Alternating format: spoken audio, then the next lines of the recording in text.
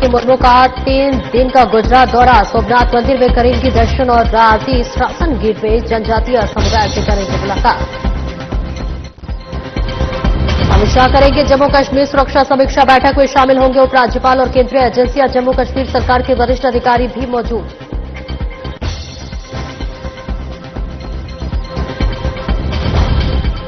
मुख्यमंत्री रेखा गुप्ता ने किया स्वदेशी उत्सव कार्यक्रम का शुभारंभ। कहा आत्मविश्वास, परंपरा और स्वाभिमान का उत्सव। कैबिनेट मंत्री और गणमान्य व्यक्ति रहे मौजूद।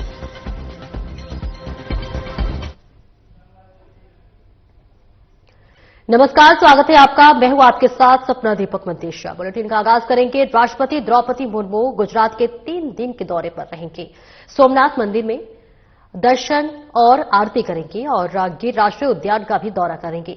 इसके अलावा शासन गिर में स्थानीय जनजातीय समुदाय से बातचीत भी करेंगी। तो देखिए, तस्वीरें आपको दिखा रहे हैं जहां देश की राष्ट्रपति द्रौपदी मुर्मू का ये बेहद महत्वपूर्ण दौरा बताया जा रहा है। सोमनाथ मंदिर में दर्शन, पूजन और आरती भी करेंगी राष्ट्रपति। दिल्ली से ये तस्वीर आपको दिखा रहे हैं जहां पर बताते चले कि राष्ट्रपति का ये बेहद महत्वपूर्ण दौरा बताया जा रहा है। 3 दिन के गुजरात दौरे पर राष्ट्रपति का ये दौरा बताया जा रहा है। 3 दिन के लिए गुजरात जाने वाली हैं राष्ट्रपति। इसके साथ ही साथ सोमनाथ मंदिर में राष्ट्रपति दर्शन, पूजन करते हुए नजर आएंगे, आरती भी करेंगे और देश की समृद्धि की भी कामना करते हुए राष्ट्रपति नजर आएंगे। गृहमंत्री अमित शाह जम्मू कश्मीर में सुरक्षा परिदृश्य की समीक्षा के लिए बैठक की अध्यक्षता करेंगे। बैठक में जम्मू कश्मीर के उपराज्यपाल, गृह मंत्रालय, केंद्रीय एजेंसियां और राज्य सरकार के वरिष्ठ अधिकारी शामिल होंगे।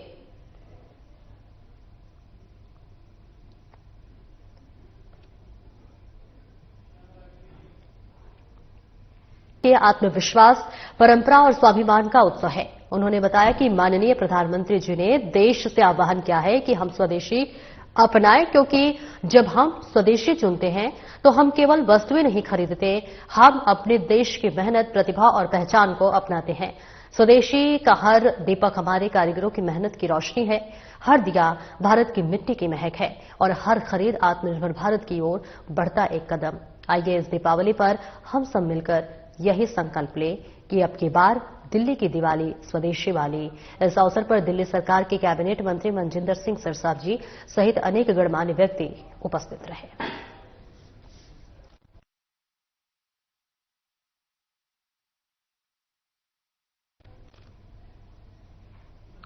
और आगे बढ़ेंगे। दिल्ली की मुख्यमंत्री रेखा गुप्ता यशभूमि में आयोजित भारतीय मोबाइल कांग्रेस के 9वें संस्करण में सम्मिलित हुई। यह आयोजन भारत की डिजिटल क्रांति, नवाचार और आत्मनिर्भरता के अद्भुत संगम का प्रतीक है। उन्होंने बताया कि माननीय प्रधानमंत्री के दूरदर्शी नेतृत्व में आज नारी शक्ति तकनीक और नवाचार के हर क्षेत्र में अग्रणी भूमिका निभा रही है। चिप डिजाइन से लेकर कोडिंग स्टार्टअप से लेकर साइबर सुरक्षा लेकर तक भारतीय महिलाएं डिजिटल इंडिया के नए अध्याय लिख रही हैं। इस वर्ष का इंडियन मोबाइल कांग्रेस इस परिवर्तन की जीवंत झलक है, जहां स्टार्टअप्स, युवा उद्यमियों और मोबाइल सेक्टर को अभूतपूर्व मंच मिला है। इस भव्य आयोजन के लिए आयोजकों को हार्दिक बधाई। भारत आज जिस तेजी से तकनीक के क्षेत्र में आगे बढ़ रहा है, वह विकसित भारत 2047 की दिशा में एक सशक्त कदम है।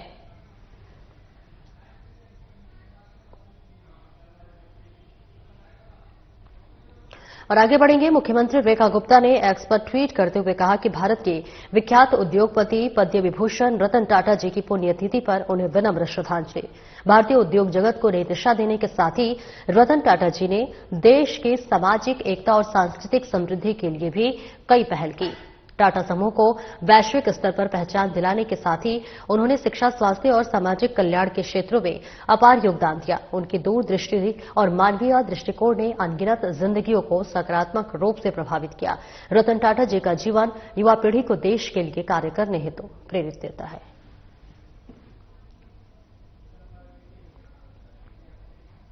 मुख्यमंत्री रेखा गुप्ता ने एक्स पर ट्वीट कर कहा, करवा चौथ भारतीय नारी के प्रेम, समर्पण और आस्था का पावन पर्व है। रोहिणी सेक्टर 10 स्थित स्वर्ण जयंती मौके पर पार्क में करवा चौथ के अवसर पर आयोजित उत्सव में सम्मिलित हुई। महाराजा अग्रसेन जयंती के उपलक्ष्य में आयोजित इस कार्यक्रम में सांसद योगेंद्र चंदोलिया, अग्रवाल सभा, रोहिणी ग्रुप हाउसिंग के सदस्यगण एवं स्थानीय गणमान्यजन मौजूद रहे।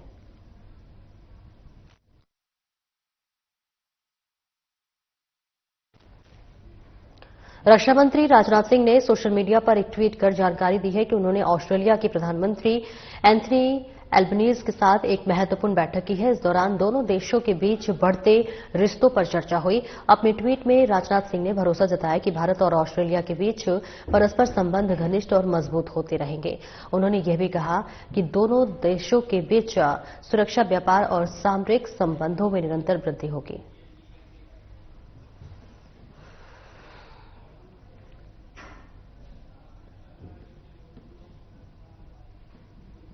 इलेक्ट्रॉनिक्स और सूचना प्रौद्योगिकी के सचिव एस ने कृषि उत्पादों के स्मार्ट गुणवत्ता विश्लेषण और पर्यावरण निगरानी प्रौद्योगिकियों पर उत्पादों का शुभारंभ किया।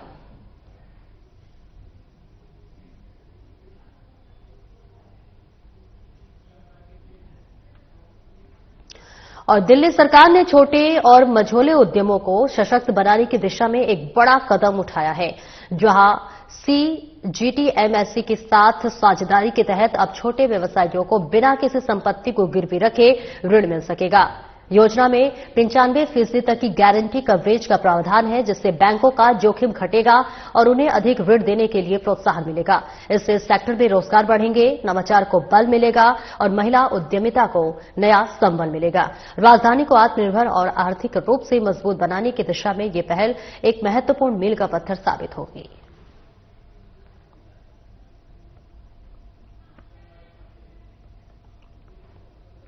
और केंद्र ने सभी राज्यों और केंद्र शासित प्रदेशों के औषधि नियंत्रकों को निर्देश दिया है कि दवाओं के हर बैच को बाजार में जारी करने से पहले अनिवार्य रूप से परीक्षण किया जाए। यह कदम मध्य प्रदेश के छिंदवाड़ा में कथित रूप से दूषित कफ सिरप से बच्चों की मौत की घटनाओं के बाद उठाया गया है।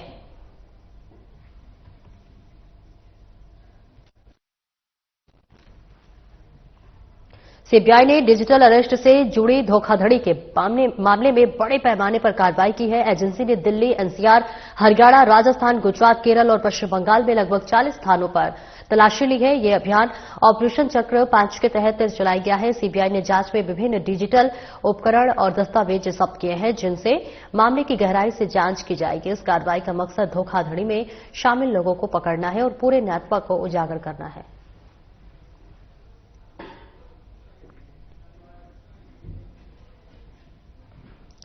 निर्वाचन आयोग ने राजनीतिक दलों को आगामी बिहार विधानसभा चुनाव और विधानसभा उपचुनाव के दौरान विपक्षी उम्मीदवारों को निशाना बनाने के लिए आर्टिफिशियल इंटेलिजेंस AI के इस्तेमाल पर सख्त निर्देश जारी किए हैं। ये दिशा निर्देश आदर्श आचार संहिता के अंतर्गत लागू कर दिए गए हैं।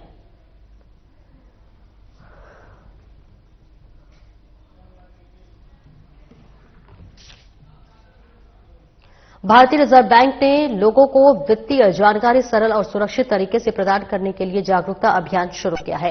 इस अभियान के तहत अप्रैल 2025 में आरबीआई ने अपना सत्यापित व्हाट्सएप चैनल लॉन्च किया है, जिससे कि उपयोगकर्ता सीधे वित्तीय जानकारी प्राप्त कर सकेंगे। रिजर्व बैंक ऑफ इंडिया ने उपयोगकर्ताओं से अपील की है कि वे केवल नीले निशान वाले सत्यापित खातों को ही फॉलो करें, ताकि गलत सूचना से बचा जा सके और वित्तीय सुरक्षा बनी रहे।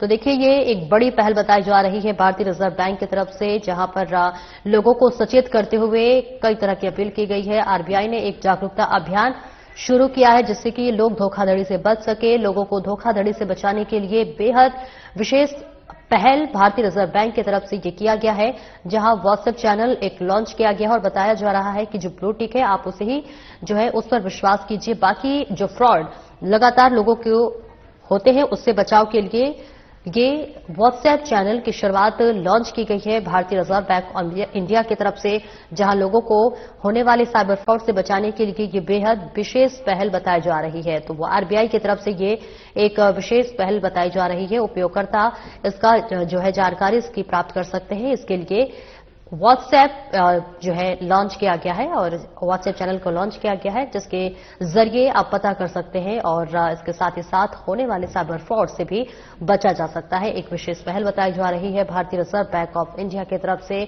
जहां उपयोगकर्ता इसका जानकारी इस चैनल के माध्यम से ले सकते हैं।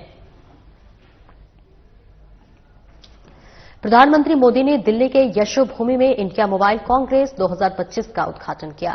प्रधानमंत्री नरेंद्र मोदी ने कहा कि उद्योग और निवेश को बढ़ावा देने की मानसिकता में भी भारत अग्रणी है। भारत की लोकतांत्रिक व्यवस्था, सरकार का स्वागत योग्य दृष्टिकोण और व्यापार में आसानी की नीतियां, इन सभी ने भारत को एक निवेश अनुकूल देश के रूप में स्थापित किया है। इसलिए मैं पूरे विश्वास के साथ कहता हूं कि भारत में निवेश, नवाचार और निर्माण के लिए यह सबसे अच्छा समय है।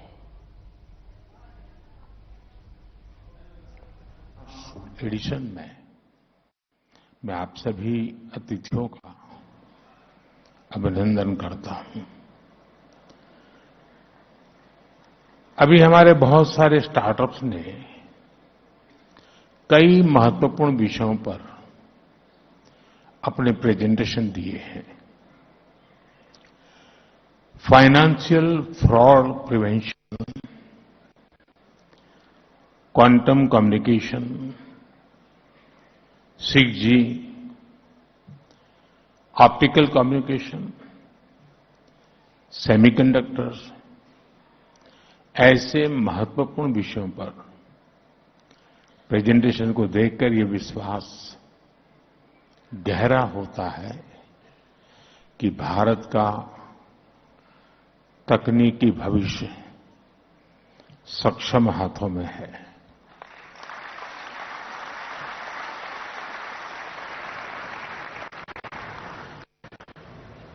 मैं इस कार्यक्रम के लिए और सभी नए इनिशिएटिव्स के लिए आप सभी को शुभकामनाएं देता हूं। फ्रेंड्स, आईएमसी का ये आयोजन अब सिर्फ मोबाइल या टेलीकॉम तक सीमित नहीं रहा है।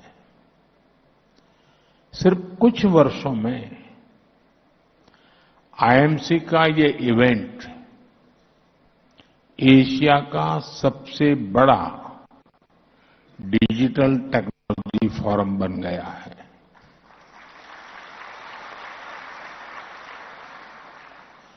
साथियों, आईएमसी की ये सक्सेस स्टोरी कैसे लिखी गई, इसे किसने ड्राइव किया है? साथियों, इस सक्सेस स्टोरी को लिखा है भारत के टेक सेवी माइंडसेट ने। इसे लीड किया है हमारे युवाओं ने, भारत के टैलेंट ने।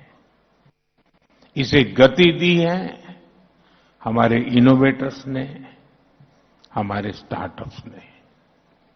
और इसलिए ये मुमकिन हो पाया है क्योंकि आज सरकार देश की प्रतिभा और क्षमता के साथ पूरी ताकत से खड़ी है। Telecom technology development fund, digital communications innovation square, इन स्कीम के जरिए हम हमारे स्टार्टअप्स को फंड्स उपलब्ध करवा रहे हैं। 5G, 6G, advance optical communications और टेराहर्ट्ज, इन टेक्नोलॉजीज में टेस्ट बेड्स के लिए सरकार फाइनेंस कर रही है ताकि हमारे स्टार्टअप्स अपने प्रोडक्ट्स बिल्ड कर पाए। हम स्टार्टअप्स और देश के प्रीमियर रिसर्च इंस्टीट्यूट्स के बीच पार्टनरशिप को फैसिलिटेट कर रहे हैं। आज सरकार की मदद से इंडियन इंडस्ट्री, स्टार्टअप्स और एकेडमिया कई क्षेत्रों में मिलकर काम कर रहे हैं। इंडिजीनियस टेक्नोलॉजीज का डेवलपमेंट और स्केलिंग हो, R&D के जरिए इंटेलेक्चुअल प्रॉपर्टी क्रिएट करना हो, ग्लोबल स्टैंडर्ड्स के डेवलपमेंट में कंट्रीब्यूट करना हो, भारत हर आयाम में आगे बढ़ रहा है। इन्हीं प्रयासों का परिणाम है कि आज भारत एक इफेक्टिव प्लेटफॉर्म बनकर उभरा है। साथियों, इंडिया मोबाइल कांग्रेस और टेलीकॉम सेक्टर में भारत की सफलता आत्मनिर्भर भारत के विजन की ताकत को बताता है। आप याद करिए, मैंने जब मेक इन इंडिया की बात कही थी तो कुछ लोग कैसे इसका मजाक उड़ाते थे। शक संदेह में जीने वाले लोग कहते थे कि भारत टेक्नोलॉजिकली एडवांस चीजें कैसे बनाएगा, क्योंकि उनके दौर में नई टेक्नोलॉजी को भारत तक आने में कई दशक लग जाते थे। देश ने उसका जवाब दिया। जो देश कभी 2G को लेकर स्ट्रगल करता था, आज उसी देश के लगभग हर जिले में 5G पहुंच चुका है।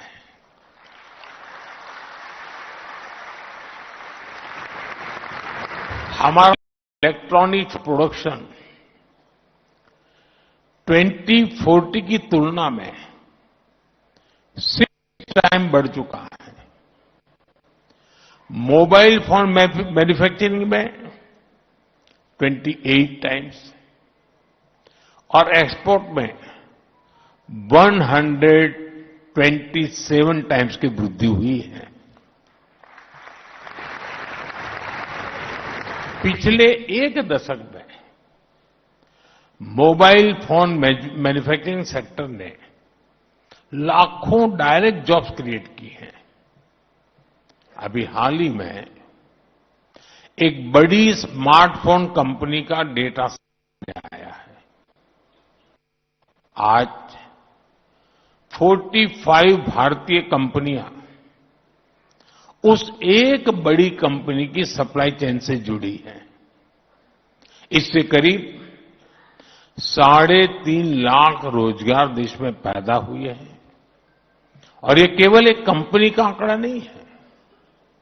आज देश में कितनी ही कंपनियां बड़े स्केल पर मैन्युफैक्चरिंग कर रही हैं।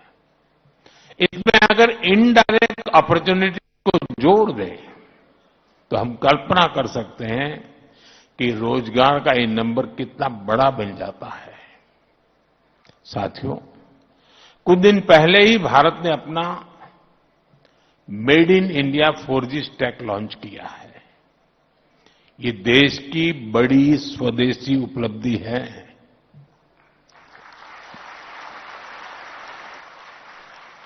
अब भारत दुनिया के उन 5 देशों की लिस्ट में आ गया है जिनके पास ये सामर्थ्य है। फिलहाल इस बुलेटिन में इतना ही। नमस्कार।